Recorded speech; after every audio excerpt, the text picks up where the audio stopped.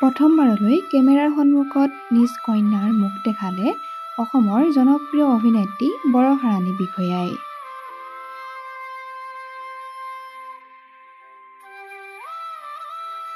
বৰষা ৰাণী বিষয়া আৰু ভাস্কৰ বৰুৱাৰ জীৱনলৈ সুখৰ বতৰা কঢ়িয়াই অনা কণমানি লখিমী আদৃতি বৰুৱাক ৰাইজৰ সন্মুখত দেখুৱালে বৰষা ৰাণী বিষয়াই। ককাক আইতাকৰ কোলাত দেখিবলৈ পোৱা গ'ল কণমানি পৰী আদৃতিক। জনপ্ৰিয় অভিনেত্ৰী বৰষা ৰাণী বিষয়াৰ শুভাকাংক্ষীসকলৰ মাজত এই ফটোখনে বৰ্তমান তোলপাৰ লগাইছে। ককাক আইতাকৰ লগত কটোৱা কণমানিজনীয়ে সেই মুহূৰ্তকণ চাওঁচোন আহক।